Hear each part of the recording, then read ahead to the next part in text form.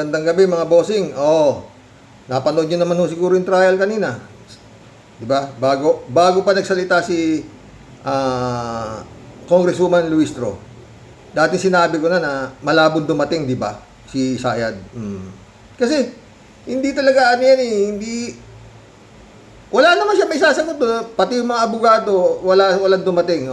Kumbaga sa ano, ang tingin naman nila ng mga kongresista, para silang winalang niya, para binastos sila, dahil ipinatatawag sila para mahingan yung panig niya, hindi naman pumunta. Ano gagawin mo doon? Talaga bastos yun eh. Di ba? Wala rin siya isasagot. Oo. Ang maganda kanina, dapat madaling natapos eh. Oo. Pero may mga umepal, lalo ito si Marcoleta, parang wala rin sa hulog. Hindi na pinapansin kung ano lang sinasabi. No? Tsaka itong si Rufus Rodriguez. Oo, hindi ko maintindihan si Rufus kung ano si Rufus. Parang nag-alasuntay eh. Di ba? Ilang beses siyang no. Mga objection. Di butuhan. 4 na beses yata. Oo, puro. Naging suntay siya. Siya lang ang bumoboto. Doon sa boto niya. Sa kanyang pagmamanifesto na mali kayo. Ito dapat. Pagdating sa botohan, talo rin. Pakinggan natin to. Maganda na to. Honorable Marcoleta, is it about the letter? Because the same has been ruled upon. Ma'am, since the due process has been mentioned several times into this hearing, I have something to say about it. Is it Due about the process. letter? Somehow, somewhat related to the letter, but not confined to the letter. Let's not be confined to the letter. We're talking about due process, Madam. All right, you are If I may be recognized. allowed, just 2 For the points. guidance of the members, our colleague is a non-member. Nonetheless, he is allowed to manifest. You may proceed. Non-member pa pala ito. Hotel. Ay, nako, Marco. Thank you, Madam. I respectfully rise for a brief manifestation for the record, Madam Chair. During the last hearing, I was advised by the Honorable Chair to... Ang tinatapik nito, during the last hearing, hindi yung hearing ngayon. Kaya hindi na pinapansin eh, parang may sayad. Oo. to peruse the rules, because I raised the terminology sufficiency in grounds, which was mentioned. Ito na naman siya, sufficiency in grounds ang putang. Tapos na yun eh. Ano kala putang ng utak mga to, no? Makapagpatagal lang, kaya tumagal eh. Siguro itong dalawa to, si Rodriguez at saka ito, kung hindi na kung ano-anong pinagsasabi na wala naman nangyari, mababawasan na 1 oras yung naging hearing kanina. Oo. I think 16 times by the Honorable Chair. And I have gone over the rules very diligently, and the rule provides that the committee shall determine whether the complaint alleges sufficient grounds for impeachment. Nowhere in the rules you can find sufficiency in ground. Ang aking pong opinion, Madam Chair, pag binago po natin o we alter. Utang na nung nakaraan pa yan, yung sufficiency in ground na pinaglalaban na itong, kung tatawag mo rito, puta, hindi na, kung bobo, utang eh, no? Malayo na siya sa pinag-uusapan dito eh, kaya hindi ho na pinapansin, parang, pero, yun nga, ang mabigat dito, maski na walang alaman, honorable pa rin ang tawag, di ba? The terminology, it will reap a different meaning or a different consequence. When we say we're just determining alleged sufficient grounds, we are just testing the allegations. Pag sinabi nating sufficiency in grounds, we seem to be weighing the evidence. So I just implore the wisdom of the Madam Chair to stick to the precise wording as stated in the rules. Yun lang, that's my number 1 point, ma'am. May number 2 pa. And You have other manifestations? yes, ma'am. You may proceed. Number 2, madam, I have questions as to how the process of determining alleged sufficient grounds was achieved during the last hearing. How did we arrive at the determination Because as far as I can recall, Hindi kaya tatay niya gumawa nito, binabasa nito. Binabasa niya, oh. the Honorable Rufus Rodriguez suggested that we deliberate on the grounds, ground by ground, Ground by ground. because the complaints are nothing without the valid grounds from which its own merit should be anchored. So I agree with the view of the Honorable Rodriguez that we should have deliberated the two complaints ground by ground in order to arrive at a more judicious determination. And ang narinig ko lang po, Natatawa ako, naiinis ako dito kanina, mga pre, no? Ngayon, inuulit ko na, masakit talaga sa tenga, pinagsasabi, oh. during the last hearing are perfunctory recital of allegations by the endorsers. So it would appear that this was just a peremptory declaration of sufficient grounds and nothing more. Hanggang ngayon, nasa sufficiency and grounds pa rin ang gago, eh. Putay na. Kaya kanina, dalawang beses itong nagngangak eh.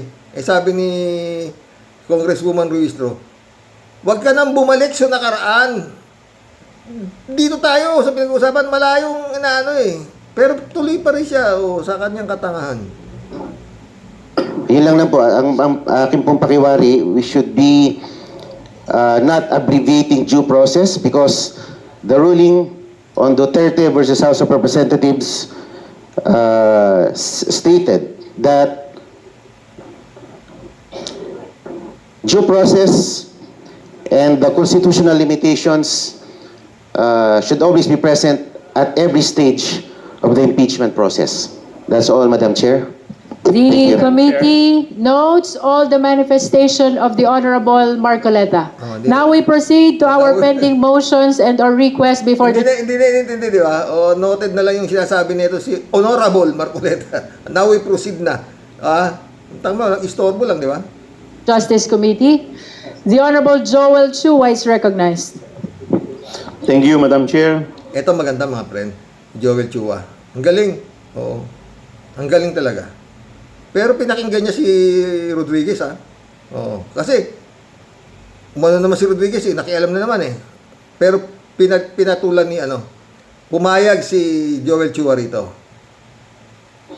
Madam Chair, the committee has received a letter dated March 5, 2026 on even date from Honorable Shell Jokno, where he moved that subpoena duces tecum be issued for the following. Number 1, duly certified copies of all the records of the NBI's investigation into the threats made by Vice President Sara Duterte against President Ferdinand Bongbong Romualdez Marcos Jr., First Lady Alam ko sinampanan ng NBI sa Department of Justice, eh.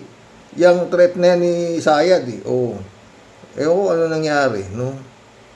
Luis Lisa Cacho Araneta Marcos, former Speaker of the House, Ferdinand Martin Gomez Romualdez Sr., and certified true copies of all documents and photographs gathered in the course of the above-mentioned investigation. And number 2, duly certified true copies of the Statement of Assets and Liabilities and Net Worth of Vice President Sara Zimmerman Duterte for the years 2022 to 2025 inclusive, 2007 to 2013 inclusive, and 2016 to 2022 inclusive.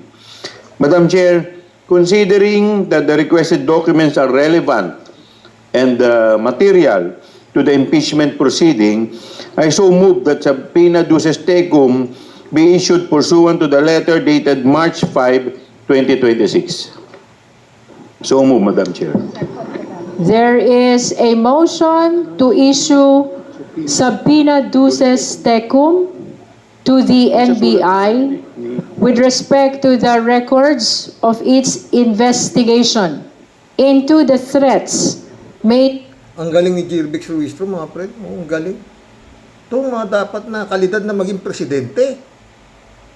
By Vice President Sara Z. Duterte against President Ferdinand Bongbong Marcos Jr., First Lady Marie Luis Lisa Araneta, and former Speaker Ferdinand Martin Romualdez, as well as the certified copies, true copies of all documents and photographs gathered in the course of the above-mentioned investigation.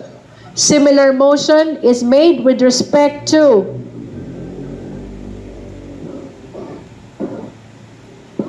the certified true copies of the Statement of Assets and Liabilities and Net Worth, that is SALN, of Vice President Sara Zimmerman Duterte for the year 2022 to 2025 inclusive, 2007 to 2013 inclusive, and 2016 to 2022 inclusive. The second motion is directed to the Ombudsman.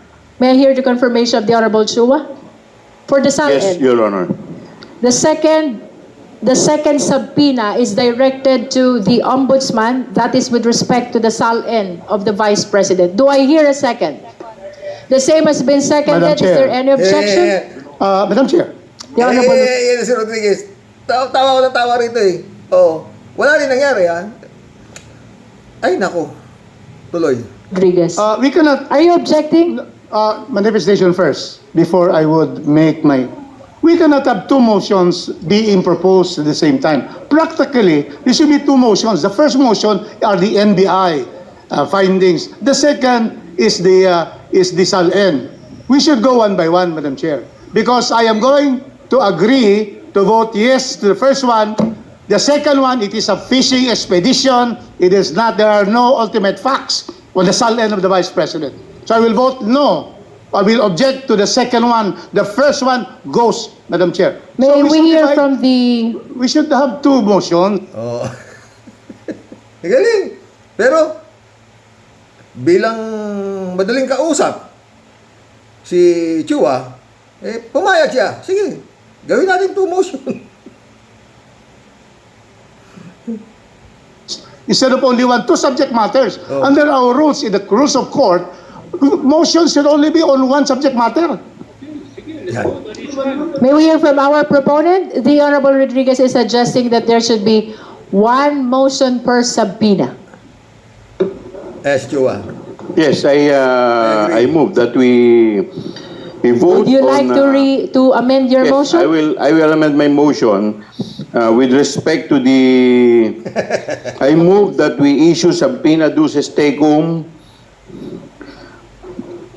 to be issued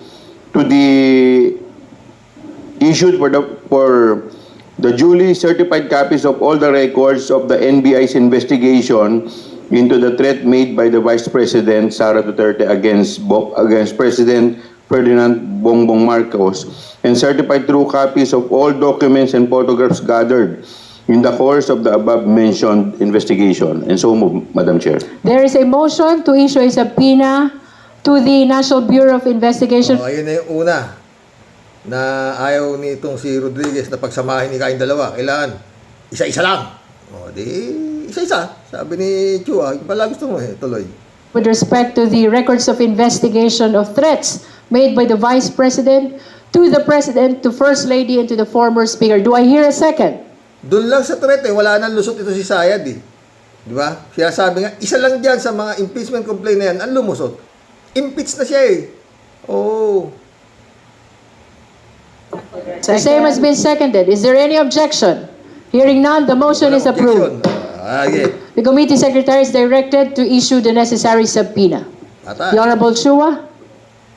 Madam Chair, with respect to the second subpoena, I move that we issue subpoena duces tecum to the Office of the Ombudsman for the issuance of the duly certified true copies of the Statement of Assets and Liabilities and Net Worths of the Vice President Sara Zimmerman Duterte for the years 2022 to 2025 inclusive, 2007 Nasa ombudsman na pala to. No? to 2013 inclusive, and 2016 to 2022 inclusive. So move, Madam Chair.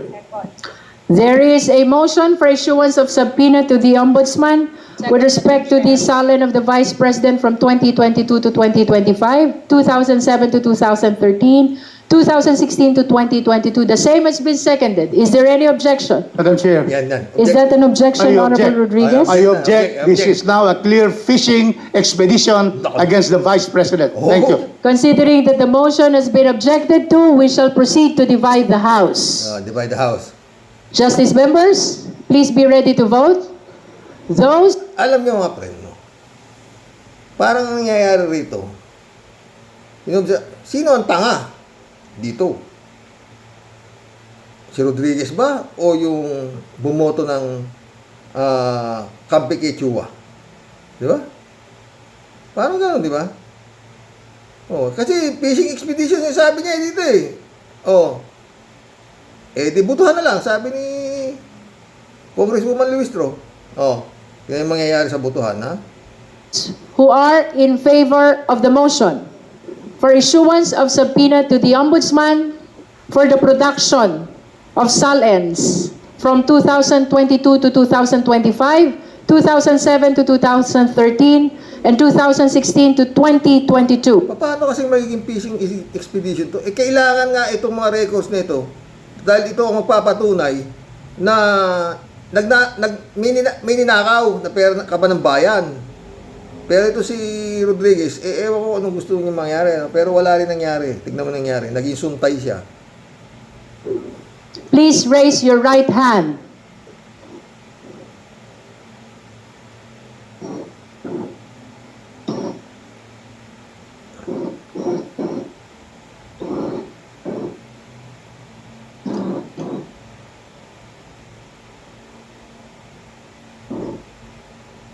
Yan, nagbubotohan ng mga friend.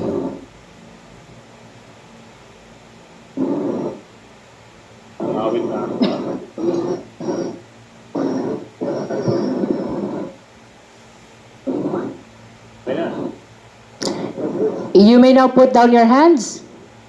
Those who are not in favor of the motion, please raise your right hand. Si Suntay, ay si Suntay. Si Rodriguez ang taas pagtaas. You may put down your hand, Honorable Rodriguez. Sila mag-isa. Those who abstain, please raise your right hand. That concludes the voting. Secretariat, the result, please.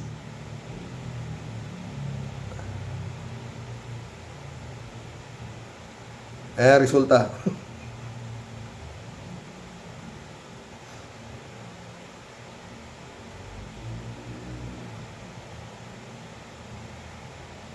With 34 votes in the affirmative, 1 vote in the negative, and 0 abstention, the motion is granted.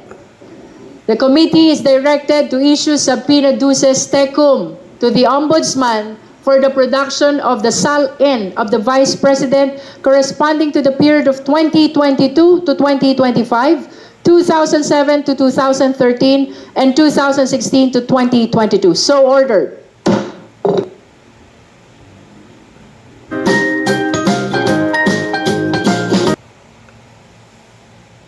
Ewan ko kung may bayad ho yung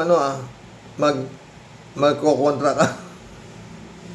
Kasi binilang ko parang 4 na beses yata itong si Rodriguez na kumontra sa House, no? Sa gustong mangyari ng mga complainant. 4 na beses niyang binatikos. At kada magkakaroon ng butuhan, landslide yung yes. Siya lang mag-isa yung no. 4 na beses. Oo. Ewan ko, may bayad ba yung mag-oppose ka dyan? Anyway, no. Dito mga boss, no. Sinasabi ko, di ba? Baka raw umabot pa raw ito ng Supreme Court. Pero ang laking kahihiyan nito, mga pre. Kung makikialam pa yung Supreme Court dito, ang sinusunod nilang proseso, yung gustong mangyari ng Korte Suprema, na bigyan ng due process si Sara Duterte para ipaliwanag yung kanyang side bago nila impeach si Sara. Yeah? Lahat ng due process binigay na sa kanya. Over na nga. Sabi ni Congressman Chua. Oh. Ayaw niya pumunta, ayaw niya makikooperate. Oh. Yun naman mga abogado niya, isa yata sinasabi na walang jurisdiction daw. Jurisdiction na naman ang kanilang kinukustyon.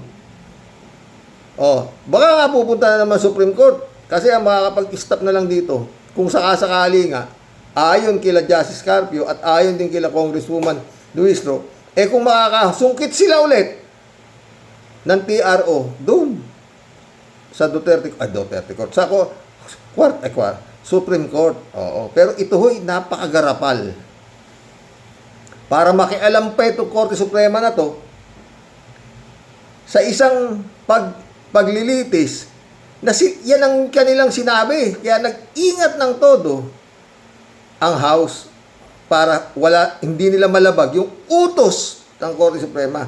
Paano ngayon gagawin ng Korte Suprema iti-TRO nila yung sarili nilang utos?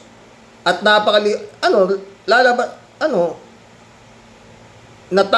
taong bayan na ho talaga gagalaw dito. Kamulaga to mata ng taong bayan. Diba?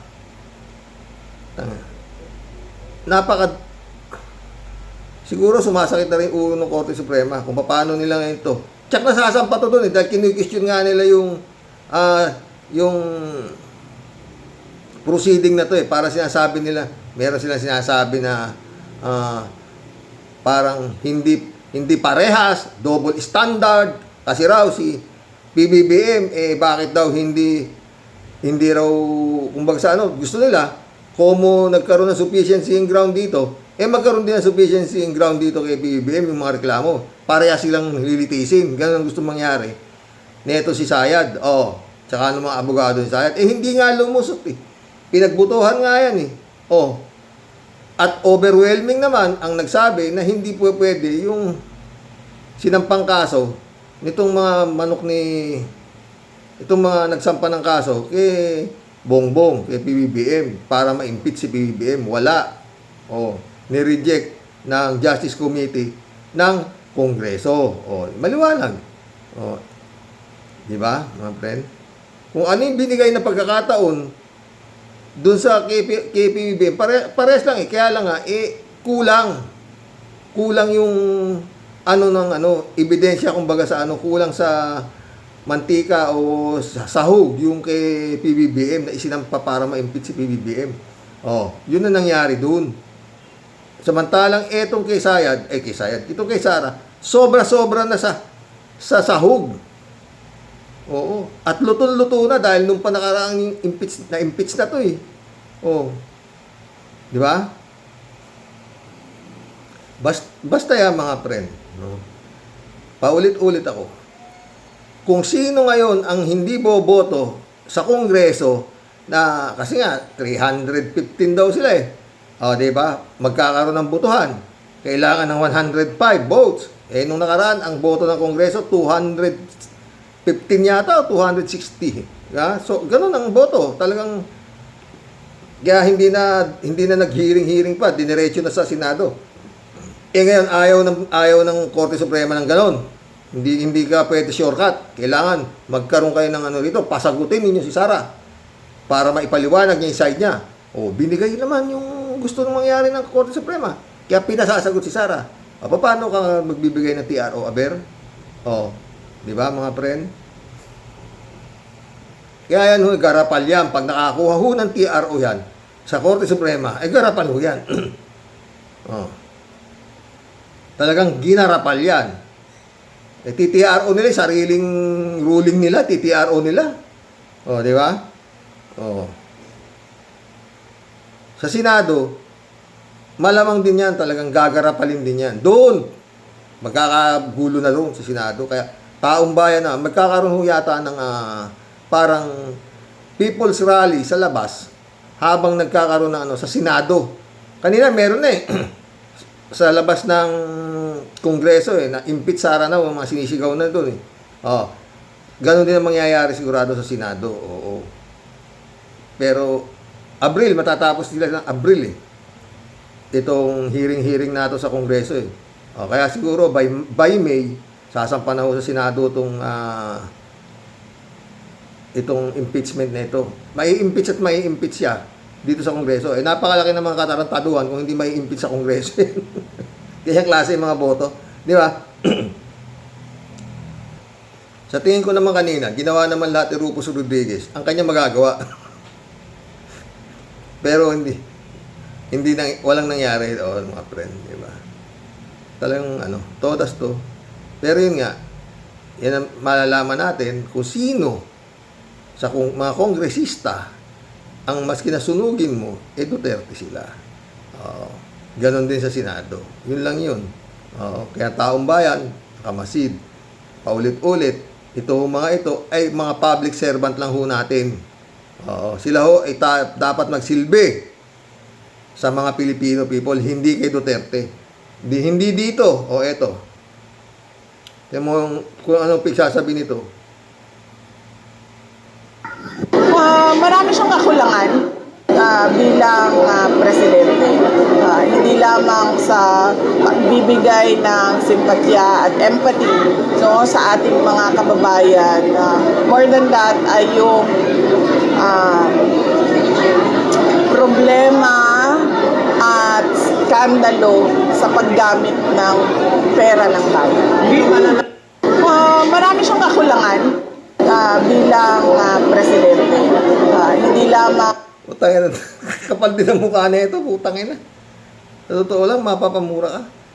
Maraming kakulangan na ngayon. Sana kung ikaw na nagsasalita, kumpleto ka. Wala ka nang ginagawa Naninilip ka pa ng kakulangan. Ikaw itong kulang-kulang. Ito, itong iuupo ninyo presidente. Kayong mga papabor dito at gusto ninyong anak ng putang na mahiya naman kayo sa pamilya ninyo. Oo. Pero kung bayad kayo, yun lang.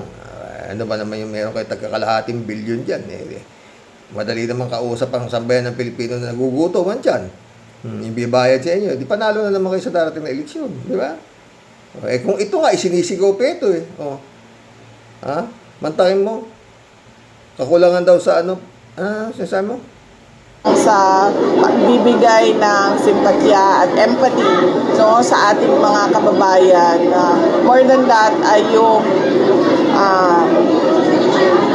problema at skandalo sa paggamit ng pera ng bayan. Yun ang kaso mo, tanga.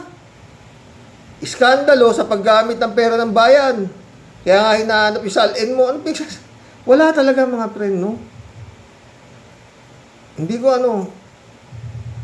ito raw ang sabi ni Panelo, ito raw ang chosen gods of the universe na magiging presidente. Putang ina.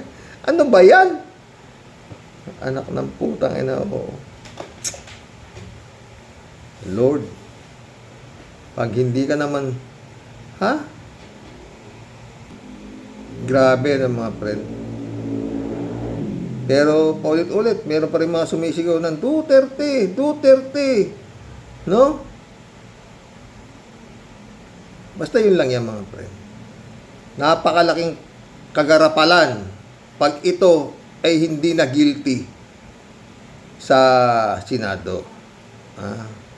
Grabe ho yan. Kasi titihaya ho lahat Salin, bank accounts, lahat. Sinupuin na. May istapagandum, kung ano-anong tawag Stecum, pinadalan lahat pati BIR, pati lahat. Talagang sasabog.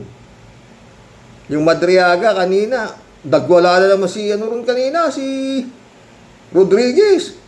Na hindi ka competent na witness siya si Madriaga, bot no na naman siya na ang gusto mangyari ni Joke mo kanina mabigyan ng proteksyon si Madriaga dahil gusto ng ketchukin sabi ni hindi, bakit daw pubigyan gagalit si Rodriguez at nagkabutuhan, tama na naman, 1 na naman, siya lang ang bumoto sa agrumento niya. Nagtataka ako talaga. Bakit si Laila de Lima? reliable ba yung mga nagdiin kay Dilima? Kaya siya nakulong? Puro preso yun ah. Di ba? Mga drug lord. Oh. Mga testigo ng kay Dilima Kulango. Tapos yung namatay daw sa COVID na sinunog agad, kinremate, kalimutan ko. Pero mga ano sila, hindi basta-basta drug lord sila, hindi basta-basta sila mga preso. Mga sikat ho sila doon, hari sila ng yung mga ginamit na testigo, mga hari sa loob ng Muntinlupa. Oh. Di ba?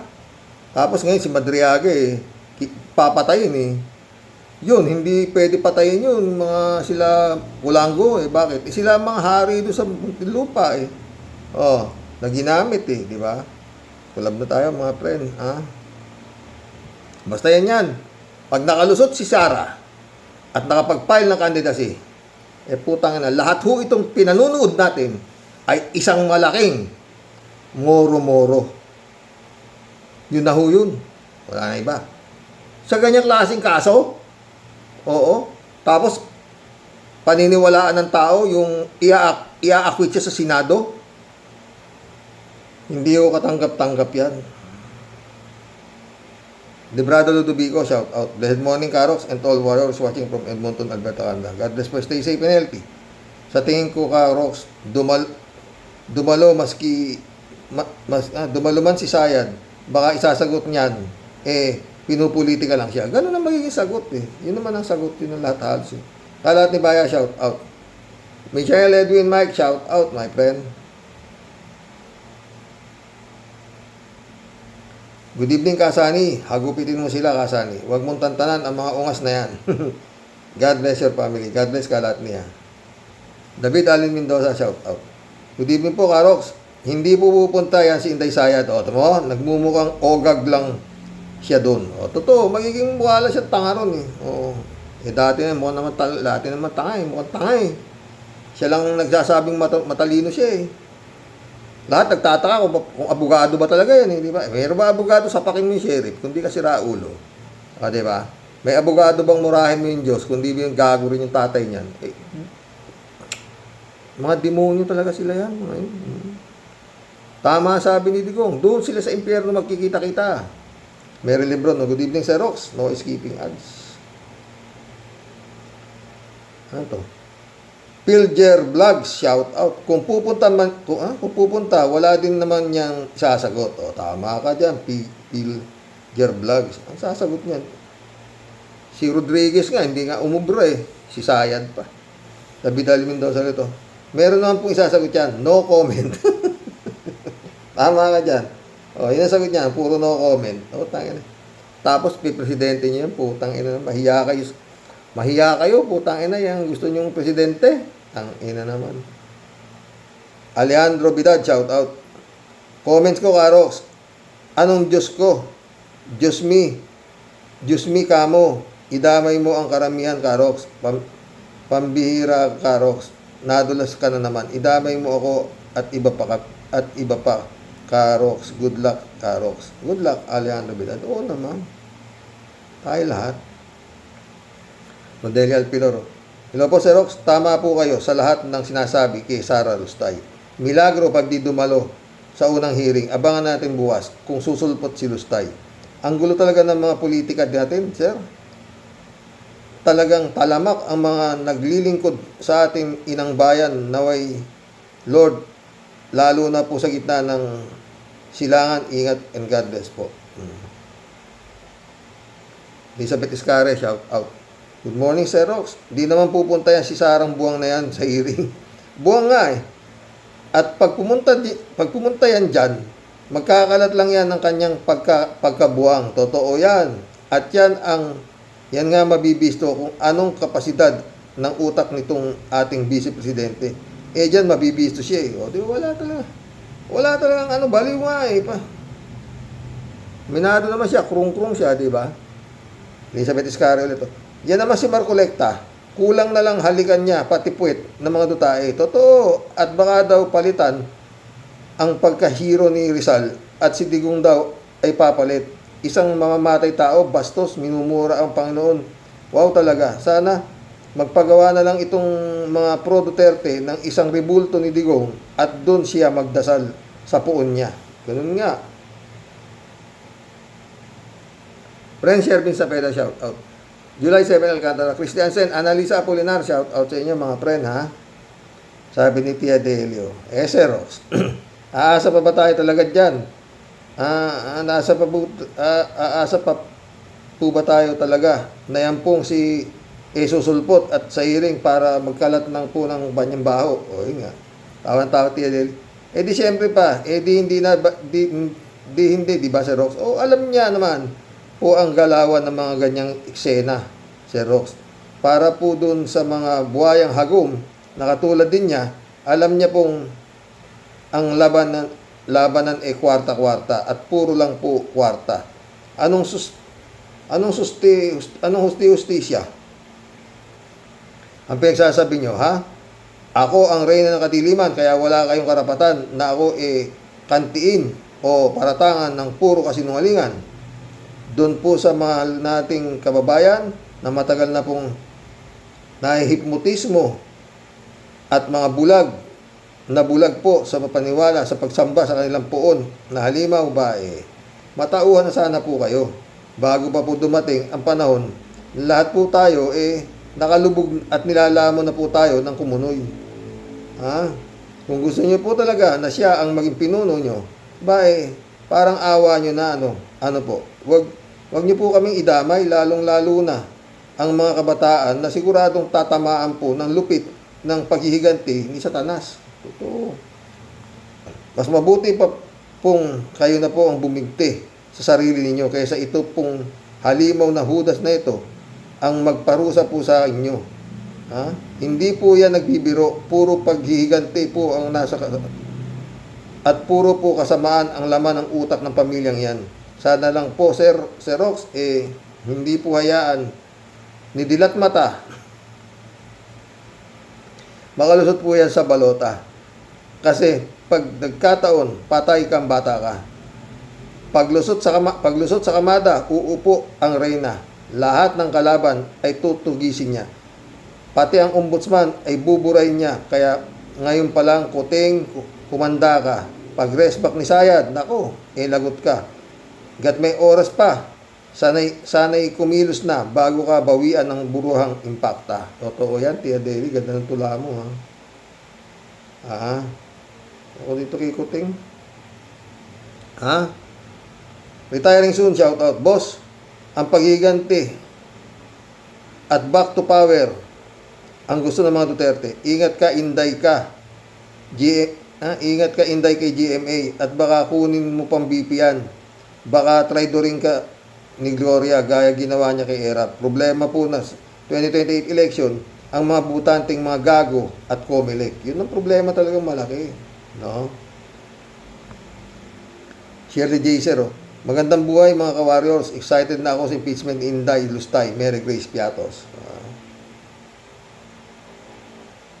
Shirley Jaser ulit, Si Lovely Granada pala, Karox, dating makadigong nung minura niya ang Diyos, nawalan siya ng gana. Kaya naging makileni siya ngayon. Galit na galit ang mga DDS sa kanya kasi hinamon niya sa debate si Inday Lustay. Kaya lang, alam mo, Shirley, samaw niya natin siya sa dasal. Talagang marami nang gustong pumatay sa mga yan. 3J show ulit, Lalong-lalo na si Anti-Claire, Hindi dadalo ang dilulu kasi takot siyang mapaglaruan sa Congress o di kaya baka di siya makasagot mga tanong, wala siyang lifeline. Di pwedeng alalay niya ang sasagot sa tanong sa kanya, pero pwedeng bumulong. Kaso ano ibubulong ng mga tanga na yun? Lalo na nung magbanta siya na pinapapatay niya yung presidente. PJ Shopolo, itong si Koopman, Sir Rox, hayaan mo na. Wala naman talaga siyang magagawa para ipagtanggol si Gongdi. Meron pa bang mas titibay na evidence na si Gongdi mismo ang umamin sa mga krimeng ginawa niya? Naiinip siya. Naiinip na nga siya bakit wala daw nagdidemanda sa kanya. Di ba?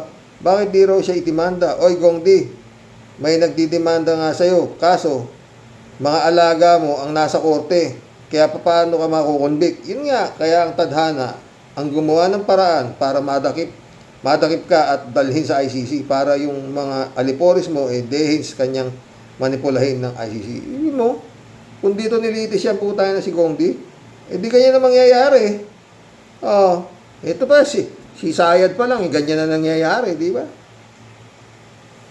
Pero sa totoo lang, nalalambutan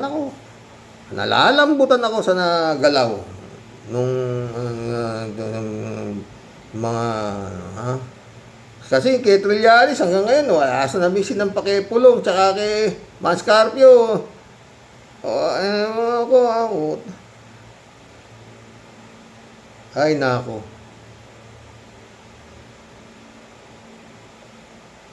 Hanggang ngayon, si Bongo, andyan pa, tibay-tibay ng ebidensya kay Bongo.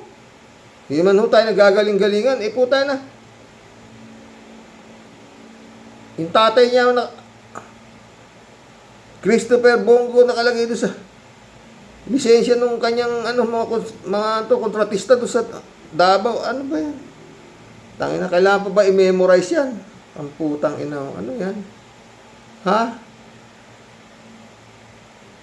Hala. Mukhang duda talaga ako kay Blackjack Tsaka dito kay John Lloyd ng Cavite. Ang gagalit Tia Deli. Hindi ba? Alam mo, Sir Rox, kahit tumakbo siya sa Supreme Court, matagal bago sumagot ang korte. Kaya habang hindi pa sumasagot ang korte, tuloy ang ligaya ng Congress sa impeachment ni Dilulu. At sa palagay ko, this time Dehins papanig kay Dilulu ang korte kasi masyadong malalagay na alanganin at kahiyan ng korte. Totoo yan. At si Lord ang gagawa ng paraan para di siya makakuha ng simpatya sa korte. Tangina, pag nagkakakuha pa naman ng simpatya yan, putang ina naman, ano na yan? Mapapamura ka na. Pastor Jun Lagon, my friend, shout out. Dolor Garcia, Eman Escalona, Amy Bingson, shout out. Jan Dimango, Eddie Luna, shout out mga friend. Marilo Pabian. Tunay na hindi yata nag-aral ng GMRC ang nakaupong BP.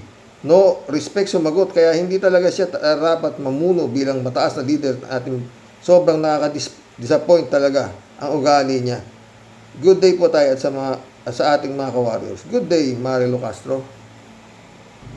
Ay, mission accomplished mga friend. Hanggang bukas pumuli. Ay, nako. Dasal. Wala ho tayong panlaban sa mga to. Takin mo yan. Parang, ay, nako. Mahaba-haba pa ito. Good night. God bless.